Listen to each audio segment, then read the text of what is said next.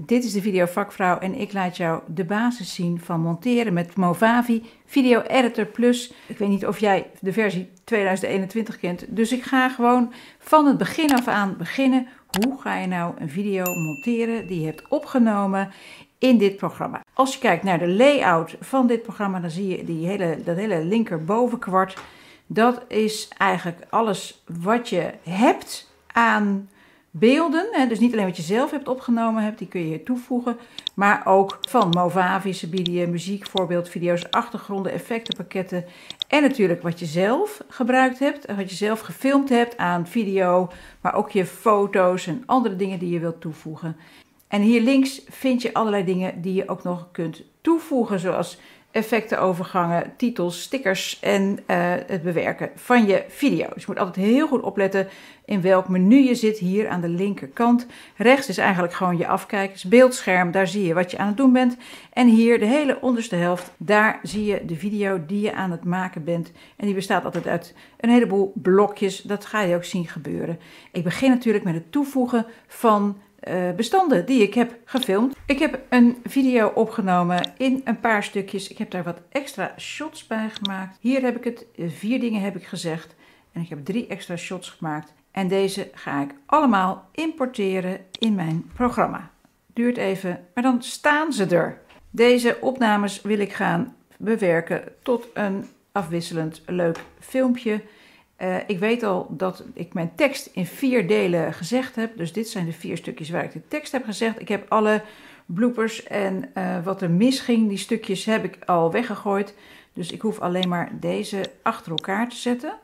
Nou, nu zie ik al, dan wordt hij wat te breed. Maar een van de allerbelangrijkste functies in dit programma is dit schuifje. En daarmee kan ik overzicht krijgen over wat ik aan het maken ben. En nu zie ik heb hier 3 blokjes achter elkaar staan. Deze zet ik erachter. Dan heb ik ze alle 4 achter elkaar. Het eerste wat we nu gaan doen is deze montage netjes maken. Want ik heb natuurlijk bij elk stukje de camera aangezet. Daarna weer de camera uitgezet. Allemaal dingen die we niet hoeven te zien.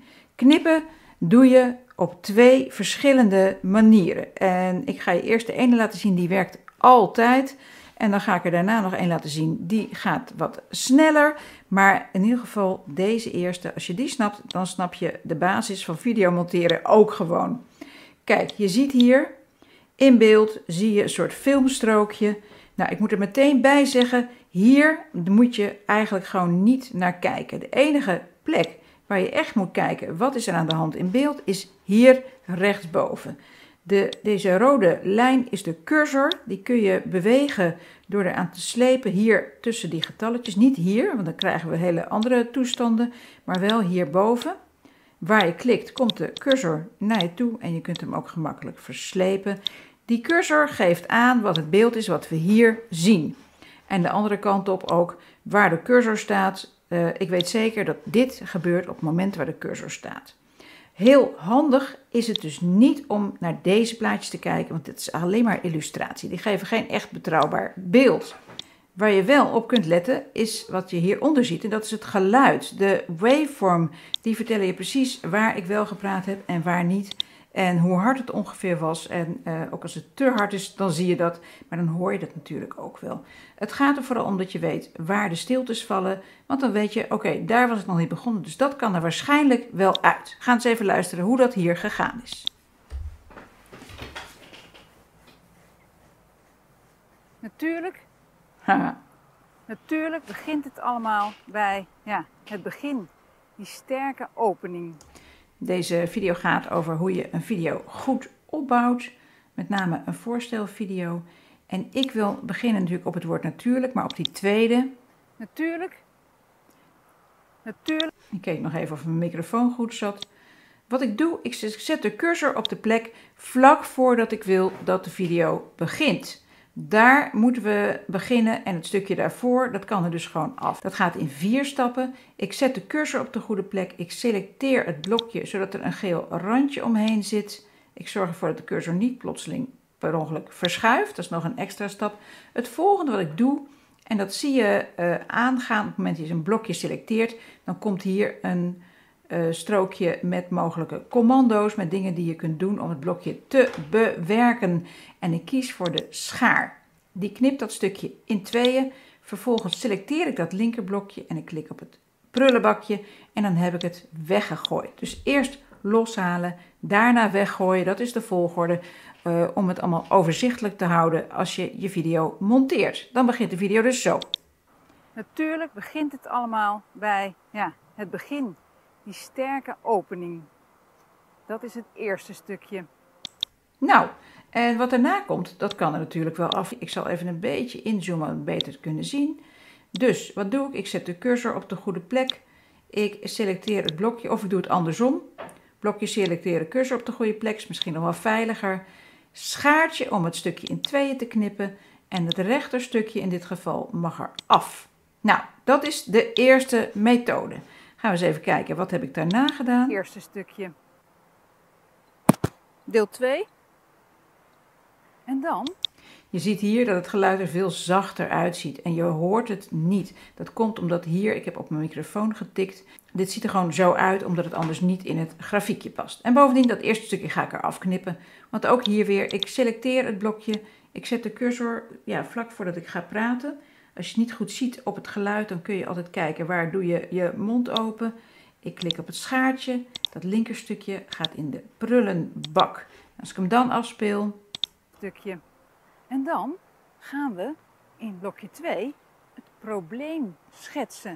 Nou, dan zie je, dat loopt al lekker. Ik stond net een beetje op een andere plek. De overgang is prima te doen. En dus even naar het einde kijken. Je naam noemen en de naam van je bedrijf. Je stelt jezelf heel kort eventjes voor. En 4 weet ik niet meer. Goed, nou, dat kan er dus uit. Je stelt jezelf heel kort eventjes voor. Eventjes voor. Stop. Selecteer het blokje. Zorg dat de cursor op de goede plek blijft staan. En nu heb ik per ongeluk in het geluid geklikt. Dat moet niet. Ik moet in het beeld klikken om het hele blokje te selecteren. Ik zeg schaartje.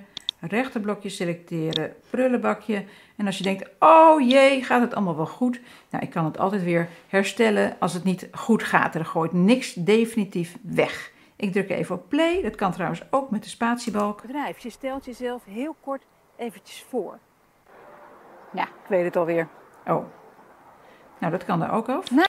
Nu wil ik graag je laten zien de andere manier van het inkorten en netjes maken van je blokjes. Want we hebben gezien, de echte methode is cursor op de juiste plek zetten. Zorgen dat je blokje geselecteerd is, schaartje, het stukje dat er af kan, weggooien in het prullenbakje. Maar er is ook een snellere manier en die helpt je om heel gewoon snel even het beginnetjes en de eindjes van je blokjes af te halen. Je kunt op deze manier niet een stukje ertussen uithalen. Dat kan wel met die manier van selecteren schaartje en selecteren schaartje prullenbakje. Maar als ik dit nou eraf wil halen, dan kan ik ook dit blokje selecteren. Dan ga ik met mijn cursor boven het uiteindje hangen. En dan zie je dat die cursor een andere vorm krijgt. Dan wordt het een liggend pijltje met een pijltje 2 kanten op. Als ik dan klik, dan kan ik dit zo naar rechts slepen. En dan sleep ik dat blokje zo korter. Hij kort het in. Als ik hem loslaat, dan gaat hij gewoon tegen het vorige blokje aan. Nou, dat ging snel. Stel jezelf heel kort eventjes voor. Nadat je jezelf voorgesteld hebt, vertel je... Kijk, en dat kan ik natuurlijk ook aan de achterkant doen, hè? Want ook daar zie ik zal even afspelen om te luisteren wat er gebeurt. Vertel me dat bij puntje 5 van je script. Nou, van je script. Hier, zo. Nou, en dat gaat heel gemakkelijk. Hier heb ik nog het laatste blokje. Je script. En wat is er dan nog over? Nou, je ziet hoe traag het is als het zo lang duurt voordat iemand gaat praten. Daarom knip ik liefst strak op het begin van iemands spraak, aan het begin van een blokje. En dat kan ik misschien aan het eind ook nog doen, want daar heb ik hem natuurlijk uitgezet. Video. Doeg. Doeg. Nou, prima. Hand naar beneden.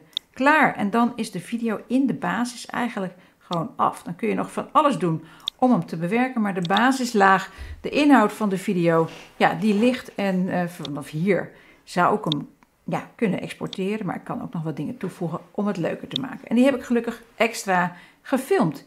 Ik heb bijvoorbeeld hier even gefilmd dat ik liep.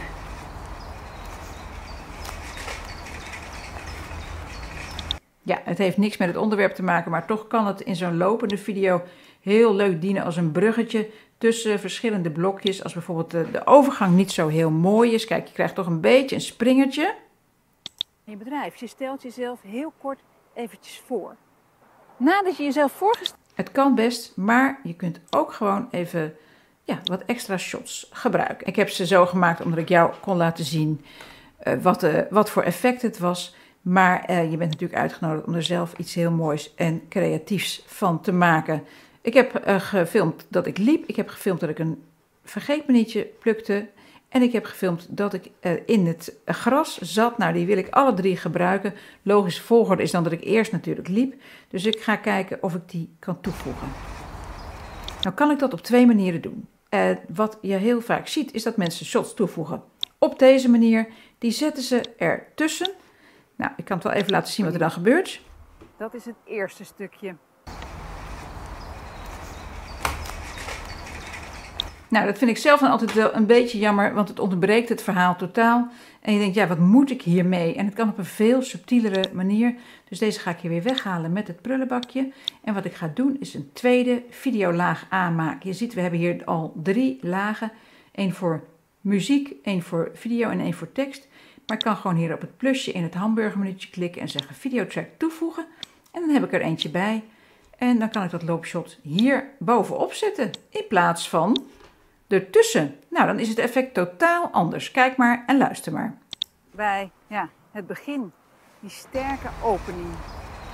Dat is het eerste stukje. En dan? Nou, je merkt nu meteen waar we tegenaan lopen. Namelijk dat shot van dat ik loop ook geluid heeft. En je hoort zelfs een fiets voorbij ratelen. Het is best wel storend. Gelukkig kan ik het geluid makkelijk zacht zetten door het blokje te selecteren. Dan ga ik hier naar het menuutje clip-eigenschappen, die 3 streepjes. En dan kan ik hier zeggen, zo, zet je volume maar op 0. Die sterke opening. Nou, dan is het al heel anders.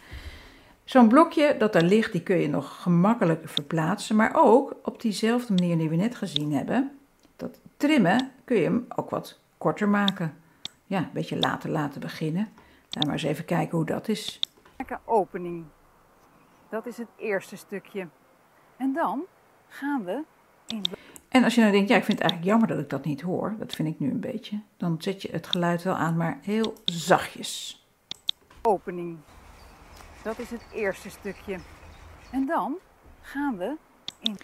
Nou, helemaal goed. Nu ga ik terug naar het menu linksboven. Want dat is waar mijn media zich in bevindt. De mediabak.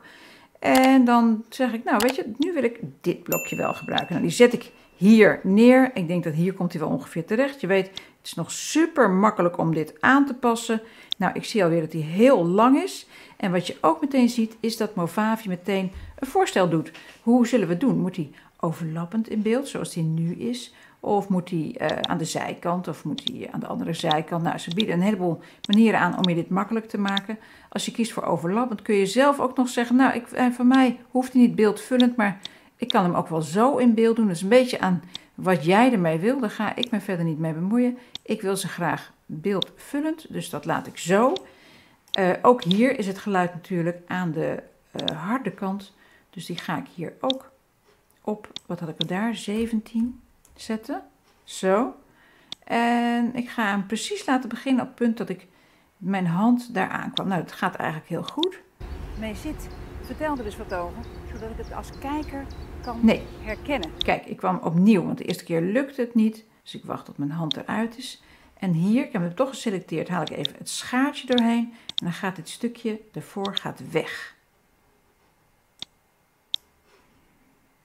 Als kijker kan herkennen. Dat is 2. En hier is het shot afgelopen. Mijn hand is er weer uit. Dus hier haal ik opnieuw een schaartje doorheen. Want dit is gewoon omdat de camera nog liep. Daar zit allemaal onzin tussen. En die verwijder ik met het prullenbakje. En wat ik het liefste wil is dat zo'n extra shot dan eigenlijk de knip tussen 2 blokjes verhult. Dat werkt vaak het mooiste. Dus weet je wat ik doe? Ik zet hem daar. Nu zie je als laatste deel van dit blokje dit shot en daarna gaat hij meteen over naar dat. Die ga je dan gewoon je naam noemen en de naam van je bedrijf. Je stelt jezelf... En in dit geval is het geluid nog veel te hard. Maar dat tjak wil ik eigenlijk wel horen van het knippen. Noemen en de naam van je bedrijf. Je stelt jezelf heel kort eventjes voor. En dan heb ik nog zo'n shotje en dat is eentje dat ik in het gras zit. En die ga ik hier plaatsen. Ook weer veel te lang, dus het is even een kwestie van kijken van je script. Nou, ik doe het even vanaf hier. En dan ga ik dat voorlezen eruit laten. Hier zet ik natuurlijk het geluid ook zachter. 8 lijkt me genoeg. Dan gaan we eens even kijken hoe dat is. Ik heel graag zou willen en waarvan ik zelf ook een beetje droom. Nou, vertel me dat bij puntje 5 van je script. En wat is er dan nog over? Nou, de call.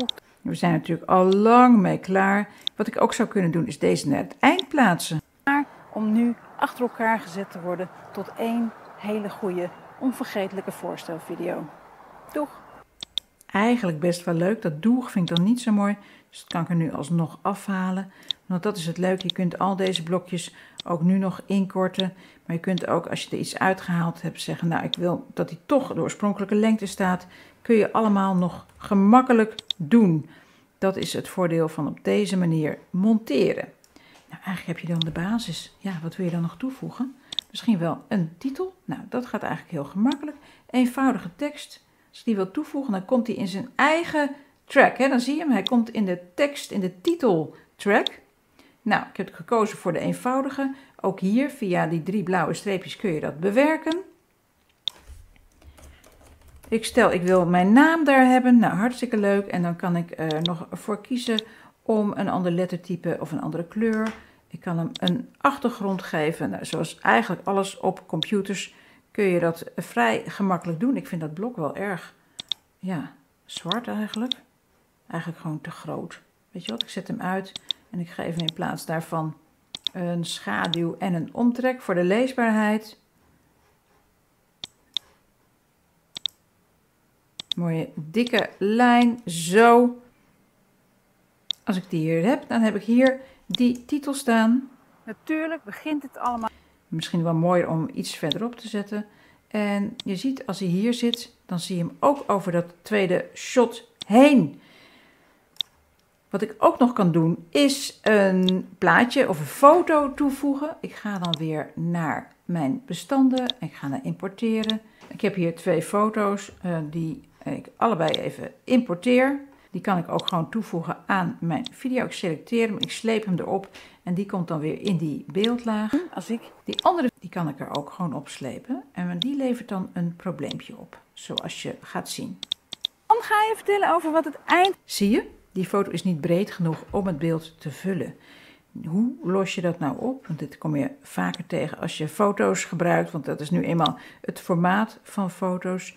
Er zijn 2 manieren om dat op te lossen. De eerste is om er iets achter te leggen, iets onder. Eigenlijk iets als, dan ga ik even naar de bestanden en dan scroll ik even naar hier, achtergronden. Een achtergrond, bijvoorbeeld wit. Hoe zou dat zijn? Als ik dat hier nou ondersleep, dan zie je, wordt gewoon automatisch ruimte gemaakt. Kijk, dan zie je de foto met een witte achtergrond. Mag ook een andere kleur zijn natuurlijk, als je dat wilt. Je kunt dat kiezen hier op de plek waar al je materiaal zit via achtergronden. Hij heeft hem ook automatisch dezelfde lengte gegeven. Dat is natuurlijk heel aardig. Wil je dat liever niet? Ik gooi deze weer even weg. Dan kun je die foto zelf ook bewerken. Dat doe je door hier naar het onderste menu te gaan van tools, van bewerking. En daar heb je videobewerking en je hebt ook audio aanpassingen. Ik kan hier kiezen voor bijvoorbeeld positie. En ja, die heb je net ook al gezien. We hebben overlappend zij aan zij, links, rechts. En overlappend is in dit geval dus niet goed genoeg. Maar ik kan wel gebruik maken van het feit dat het lijntje eromheen komt.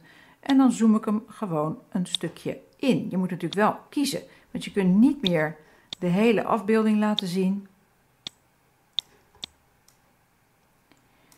Maar zo is hij toch behoorlijk goed. En je hebt geen randjes aan de zijkanten. Dus op het moment dat je werkt met foto's die geen 16:9 zijn, en er zijn bijna geen foto's die dat zijn. Ja, deze dus eigenlijk toevallig, omdat ik hem zo gemaakt heb. Maar dan moet je het plaatje dus aanpassen of er een achtergrondje onder leggen. Je kunt verder elk beeld uit je video helemaal bewerken zoals je wilt. Je hoeft het alleen maar te selecteren. Dan ga je hier naar die tools, die 4 vierkantjes. En dan zie je wat er ongelooflijk veel keus is in wat je kunt bewerken. Als ik naar kleuraanpassingen ga, dan zie je dat er een aantal voorgeprogrammeerde manieren zijn om je beeld te bewerken. Nou, die hoef je er alleen maar op te slepen en dan doet hij het al. Ik vind het best wel heftig wat hij ermee doet met die autocontrast. Dus als je zegt, nou dat wil ik eigenlijk liever niet, dan kun je die gemakkelijk weghalen. Hier aan dit sterretje in het blokje zie je dat er een effect is toegepast. Als je daarop klikt, dan gaat hij naar clip-eigenschappen en dan zie je hier dat autocontrast aanstaat. Dat kan ik gewoon weghalen. Nou, als ik dan toch weer selecteer, ik ga naar bewerken en ik kom weer in die kleuraanpassingen. Dan kan ik hier ook kiezen voor handwijze, en ze bedoelen handmatig. En dan kun je zelf ook de helderheid of het contrast een beetje hoger doen en de saturatie, de kleurverzadiging. Ik heb nu iets te veel gedraaid aan de helderheid, zie ik. Dus daar kun je het ook gewoon zelf doen. Dan is het iets minder heftig wat je doet. In de nieuwe versie van 2022 heb je hier ook iets dat heet opzoektabellen. Dat is natuurlijk slecht vertaald, maar dat zijn een aantal filters die je kunt gebruiken om je beeld zo in één keer aan te passen. Het leuke is dus dat je eigenlijk vrij gemakkelijk je beeld aan kunt passen. Handwijze, handmatig is het meest subtiele. Presets is snel en redelijk en opzoektabellen. Nou, dan ga je gewoon buiten alle realiteit om je beeld bewerken. Er is hier nog een heel aantal dingen die je kunt aanpassen aan je video. Ik nodig je van harte uit om daar eens goed naar te kijken. Wat ik je nog even wil laten zien is audio bewerking. En wat is er nieuw in deze versie van 2022? Autocorrectie geluid. Die autocorrecties, dat is een aantal settings waarin sommige frequenties uit het geluid weggefilterd worden en andere sterker gemaakt, zodat je de spraak beter kunt verstaan of in dit geval zodat het achtergrondgeluid minder wordt. Denk aan verkeer en vliegtuigen en zo. En het is heel fijn dat het kan, zeker als je buiten filmt, want er is altijd heel veel lawaai en we willen graag dat de video goed verstaanbaar is. Dus ik raad je zeker aan om gebruik te maken van deze nieuwe manier. Wil je dat liever handmatig doen, dan kun je hier ook naar audio-effecten gaan. En er is ook nog een aantal voorgeprogrammeerde, maar je kunt ook zelf aan die schuifjes gaan zitten. Hier zie je al die frequenties. En dan hebben we ook nog de functie ruisverwijdering, die was er altijd al. Nou, en dat kun je gaan toepassen, maar dat haalt eigenlijk meer weg dan die autocorrectie geluid. Dus heb je het geluid goed bewerkt, dan kun je hier ook nog gaan kijken of je geluidseffecten wilt gebruiken die dit programma je biedt. Je kunt ook nog kijken naar muziek als je die wilt gebruiken. Ze hebben ook nog wat bewegende beelden die je van ze mag gebruiken in de video's. En hier is die achtergrond, dat zag je al. Vind je het allemaal niet genoeg? Dan ga je naar een van de vele effectenpakketten die je los nog kunt toevoegen, betalen van Movavi. Ik vind het zo wel eventjes goed. Ik heb ongeveer alle soorten effecten toegevoegd die ik wil. Ik heb natuurlijk een hele simpele titel gemaakt, maar je hebt het al gezien. Er kan natuurlijk veel meer, ook met bewegende titels. Als je nou zegt, nou ik vind het zo wel eventjes goed, dan ga ik hier naar exporteren. En dan kies ik eigenlijk altijd, hij heet nog nieuw project. Ik heb het project namelijk nog niet opgeslagen. Ik noem het even test 1. Hij komt in deze map, de Movavi Library, dat is goed. Ik kan ook kiezen voor hoge kwaliteit. En dan wordt het bestand natuurlijk weer groter. Als ik het wil aanpassen, dan kan ik hier naar geavanceerd gaan. Je kunt daar zelfs het formaat van de video nog aanpassen. Ik kies altijd voor framesnelheid 30 in plaats van die 29,97. En ja, als ik dat goed vind, dan zie je dat hier de optie aangepast staat. Als ik klik op starten, wordt de video uitgerekend en geëxporteerd. Komt die op je computer terecht en kun je hem gaan plaatsen op het internet.